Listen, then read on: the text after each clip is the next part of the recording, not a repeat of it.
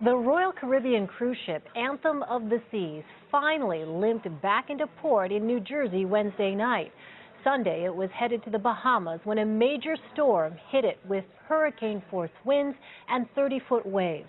The 4,500 passengers aboard were relieved to be back on dry ground.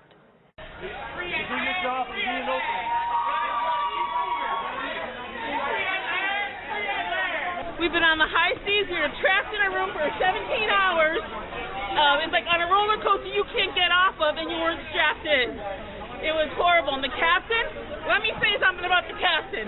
He came on every 2 hours and said a couple more hours.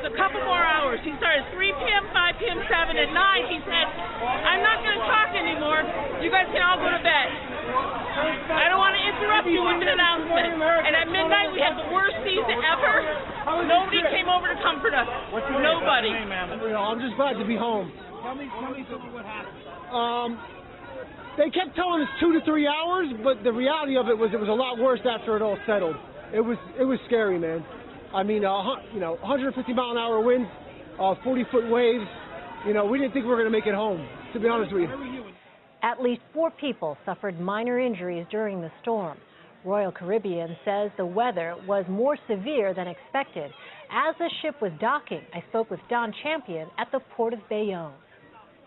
The cruise ship arrived here in Bayonne, New Jersey this evening around 9 o'clock, several days after it got caught in that storm. Take a look behind me. It's hard to tell that this 1,100-foot vessel could get tossed around by a storm, but that's exactly what happened. The ship set sail from here in New Jersey on Saturday, headed to the Bahamas, but got caught in that winter storm that was brewing off of the northeastern coast of the country. As you mentioned, the ship went through more than 100-mile-an-hour winds, 30-foot waves battered the ship.